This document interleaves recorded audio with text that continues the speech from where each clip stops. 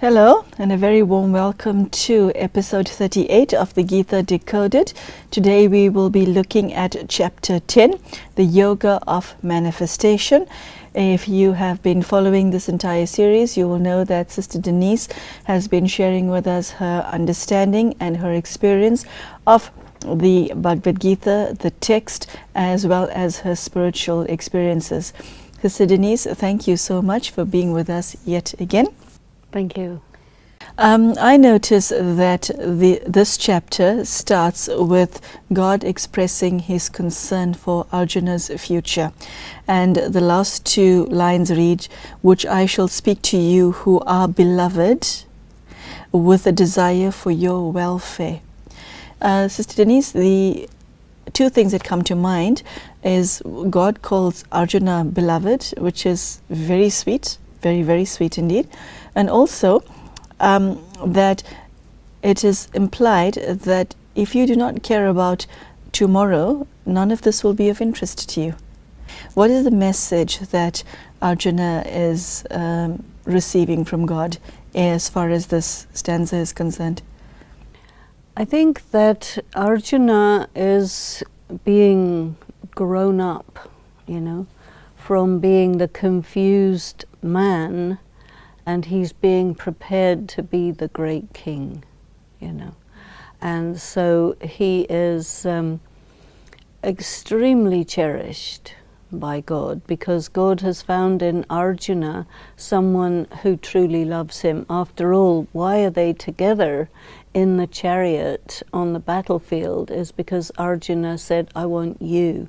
I don't need any of your powers or anything. I just want you. So this is going to sit very deeply with God, that you just want me, so therefore I am totally available to you. Now God says, okay, now I'm going to take you to the next level, because you are such a being that you are worthy. So I'm going to show you myself on a level that is very different. Up until now it's been the friendly one, Krishna, the attractive one, giving him encouragement, teaching him, but now he really wants to take him to a much higher level of maturity, and Arjuna has to be able to apprehend God and see the much more larger, secret, veiled form. So God is unveiling himself before Arjuna. The two souls, God and Arjuna, they have complete love for each other, don't they? Complete. That's quite something. Well, this is the wonder, in the human world, so many people, they relate to God for what they can get out of him, or they relate to humanity, what they can take. We are takers. But here you have the lover and beloved who just want each other, and that is the highest potential in a human being and the most perfect relationship between a human being and God. And so that shows us, okay, this is what it looks like to be in perfect relationship with God. Now you do like this. Whew, that was quite an experience, Sister Denise. I think we'll take it up further in the synopsis. We now go to verse 2, where it reads, "Neither the multitude of gods, small g, nor the great seers know my origin, capital M. In truth, I am the source of the gods and the great seers." Once again, God is revealing how elusive he is. And if you go further to the third verse, it makes it even more clear how inaccessible he is. And it also makes it very clear to us that it doesn't matter how much a person tries, using whatever means they cannot figure out God. God can only be known when he chooses to let you know him. That's very interesting, Sister Denise, because there are exceptionally intelligent people on this planet of ours. There are those who have sacrificed everything and everyone with the sole purpose of just being with God. There are individuals who have lived in mountaintops for years and years and years with only one desire, to know God. And this is very clear that none of them come to him because he remains hidden. Yes. Unless he opens himself up to you. And of course it is possible. There is a form of devotion called Noda Bhakti. Say that again. Noda Bhakti, the 9 forms of devotion. So many different kinds of austerities. And when you do that to a particular degree, which is a very extreme degree, then God will give you a vision. But a vision of God is not the same as God himself comes into your life. So even then, even if you have a vision of God, you won't necessarily understand it. And anyway, God will give you a vision according to your existing belief.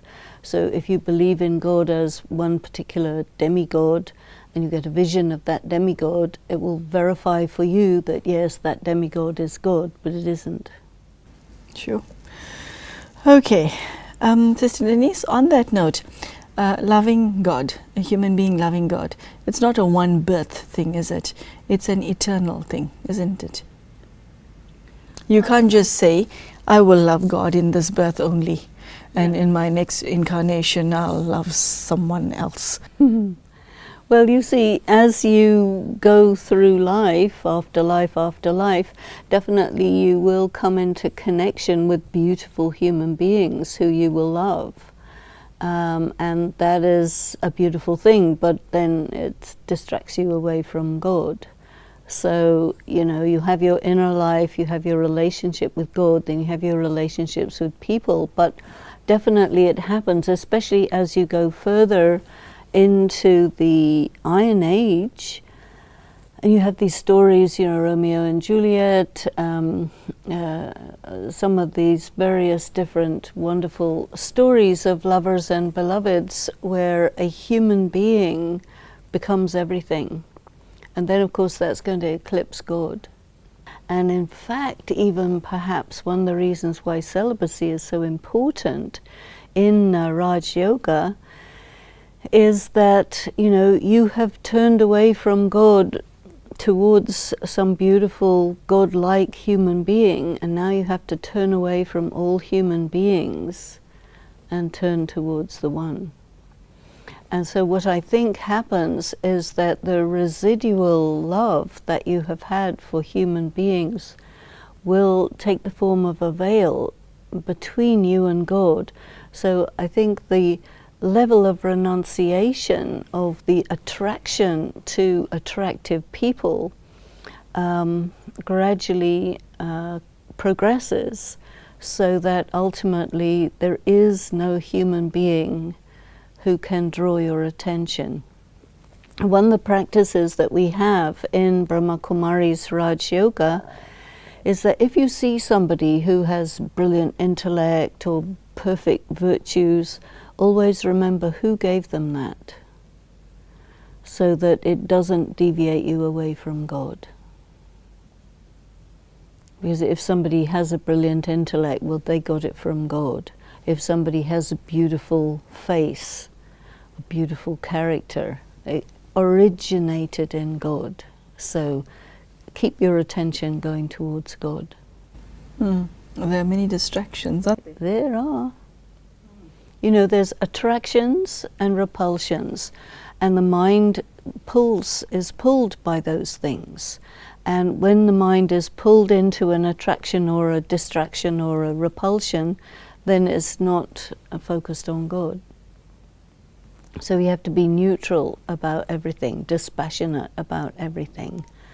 And gradually the veils fall away and you're able to stay focused on God.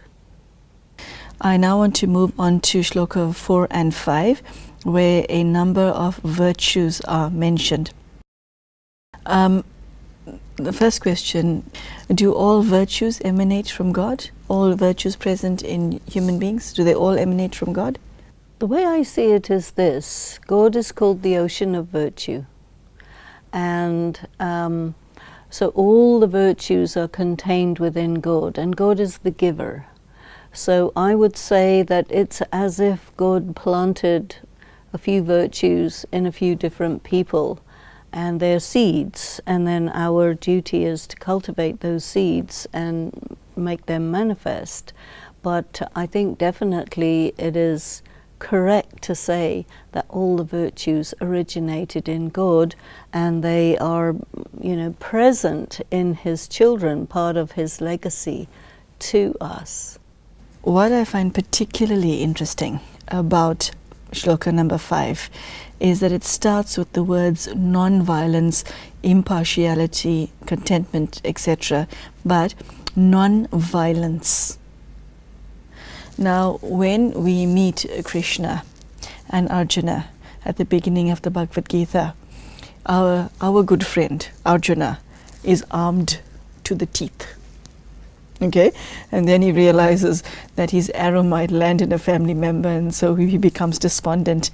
And now we hear about non-violence.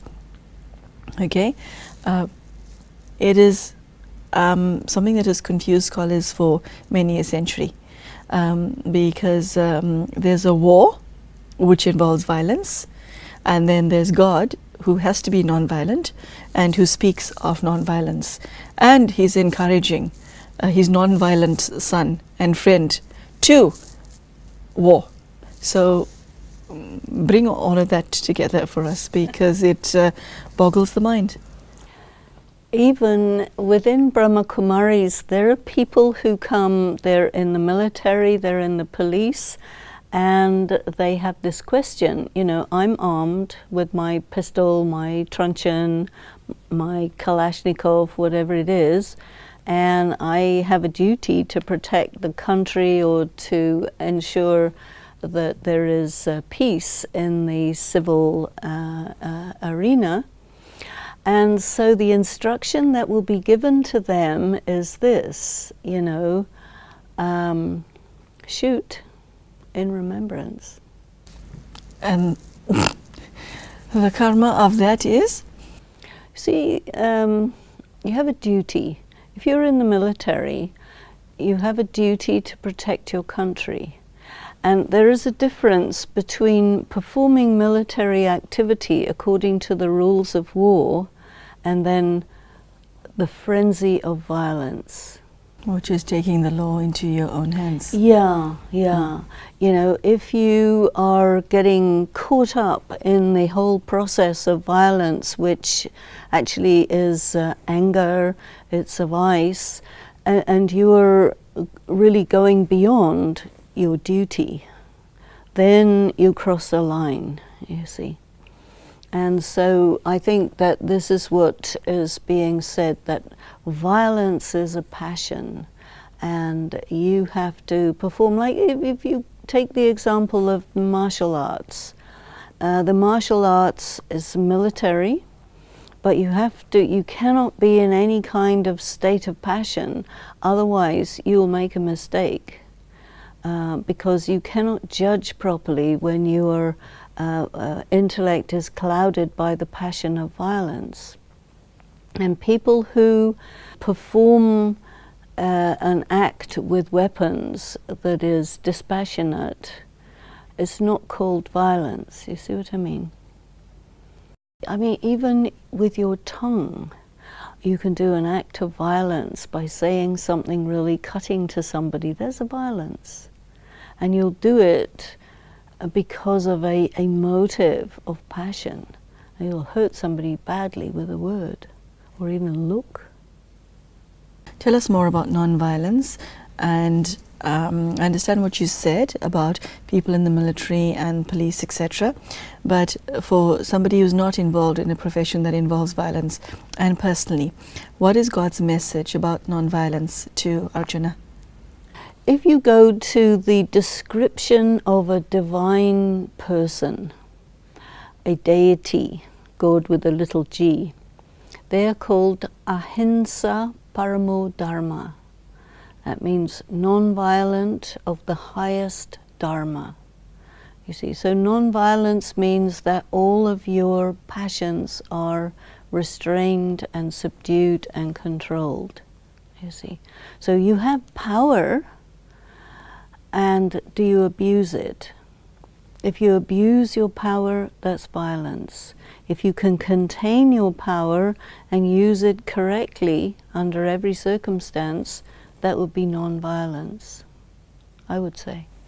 You know, sometimes people associate non-violence with being unable to say no, unable to stand up for themselves, unable to defend their rights, this sort of thing. So, you know, the concept of violence has to be really thought through, and the concept of standing up for yourself, defending, being able to say no, being able to be strong, determined, all of this is part of being in your power. Well, I think it only crosses over into violence when you're losing control of your capacity to manage your abilities, your powers. Sister Denise, how then is Arjuna to engage in war? Well, you see, ultimately you find Arjuna saying, okay, I have understood, I've given up my attachments, I'll fight. So what he's doing, in fact, in this war is performing non-attached action. So I think that you know, he is not fighting against people, really. We remember always that the Gita is an allegory. And you see, when you are attached, you cannot do the right thing. For example, in medical surgery, surgeons are not allowed to operate on their relatives because of the emotional connection. And the judge is not allowed to preside in the case of a family member or a friend for the same reason. Right, you see. So we're not able to be detached because of the blood connection. And his attachment is because of the blood connection. And so everything that Krishna is telling him is you have to be able to perform action non-attached. It means without any emotion, without any bond, without any dependency. Just whatever is the right action, do it dispassionately and let go. And so the whole thing is, how do we know what's right? And this is an extraordinary examination of right action. So the philosophy of karma is there threaded all the way through.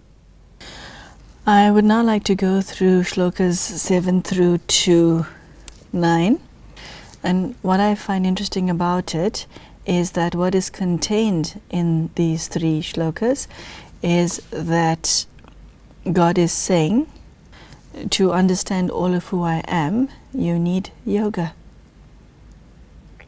9 reads as follows: those who think of me, who absorb their lives in me, enlightening each other and speaking of me constantly, they are content and rejoice. Look at what's happening to us. As much as we start talking about God, that much we enjoy. Yes, I'm on a high right now. No, but it's true. You know, otherwise what happens, people talk about each other, they find fault. You don't get into that energized state. When you're talking about God, you're talking about what God stands for, it takes you up. What I find interesting is that the last line reads, they are content and rejoice. One struggles to find anyone in this world who's content. They'll be happy today for something that happened, or someone that happened into their lives, but there's no guarantee that that happiness will last tomorrow. And to have somebody who says, I am content always, is very rare. Well, you have to be absolutely detached from what's going on, because it's good, it's bad, it's happy, it's unhappy, it's success, it's failure. It's connected with that equanimity. In equanimity, in that equilibrium, dispassion, detachment, you will be content, because you're taking your happiness not from what's going on in the world, but from the deep understanding of who is God, what is your relationship with God, and how the whole game is going on. That's different. Verse 10, to those who are constantly steadfast, those who worship me with love, I give the yoga of discrimination by which they come to me. What does that mean in that context? It's a gift that God gives, and they come to Him as a result of that gift. Again, it's a matter of the interpretation. If you look at the Sanskrit, it's talking about buddhi yoga. Now, buddhi is the intelligence. A yoga is a connection. And buddhi yoga is a word that we use a great deal in Brahma Kumaris. And so in our translations, we will say yoga of the intellect, but in English, yoga of the intellect doesn't have any meaning. So I have played with that expression, buddhi yoga, a great deal. And I found that it seems to work quite well to say focus of attention for buddhi yoga. And so what happens is that you're trying to focus your attention on God. Your mind wavers, your concentration moves away. But if God is pleased with you and says, okay, you come to me, I'll catch you and hold you to myself, seems to me that it's something like that. You know, because if we're looking at each other, we're holding each other's gaze, right? And it takes two to have this. Now, if I'm just me and I'm wanting to hold my attention to God, but my attention is distracted by something or another in the material world, then I will lose that connection. But if I'm connected in such a way that it's a two-sided thing, you know, God is holding me, I'm holding God, it's like a gift. Do you see what I'm saying? So I interpret it a little bit that there is that aspect. Because a relationship is always two ways. So I think this, I give buddhi yoga to you. I give you the ease of staying in connection with me through your focus of attention. Because your focus of attention is something that is done with the buddhi, with the intellect. You see, the mind doesn't do focusing. The mind isn't a muscle. The intellect is a muscle. The mind is a sense perception type of thing. But the muscle of the intellect holds the mind to God, and then the mind experiences. So Denise, I think that we should stop here. I have a lot of questions and too little time, so I think we'll take up the next part of chapter 10 in the next episode. And I really would like to thank you, because if one reads the text on these pages, you understand one thing. And now that you've given a different interpretation of it, your understanding of it, it gives the Bhagavad Gita a whole new complexion. And you know what's curious? It's not about the book, it's about the beholder, it's about the reader. Okay, you know, you were speaking about a relationship being two people engaging with the eyes, which you were saying involves God and human souls as well. The same with the Bhagavad Gita. My relationship with the Bhagavad Gita, it depends as much on the text as it does the reader. So It's fascinating that, well, I read this many times and I didn't see it the way you did, and I'm sure the viewers at home are having the same experience. Interpretation is a fascinating subject. Yes. Yeah, it is. So thank you. I really, really thank you on my own behalf, as well as on behalf of the viewers who are sitting there at home with the Bhagavad Gita on their lap, agape at how magnificent the scripture really is. So there you go. Sister Denise has shared her understanding of the chapter 10 of the Bhagavad Gita with us, and some lovely concepts have come up in this discussion. What does non-violence mean? What does yoga mean? How does God give the return of love to his children? All of this is taken up line after line in the Bhagavad Gita, and the message is so deep and profound, and I hope it has made an impact on your life. I really hope that you can find some solace and some strength from that which was shared today. Thank you so much for joining us, and I hope to see you soon. Take care and goodbye.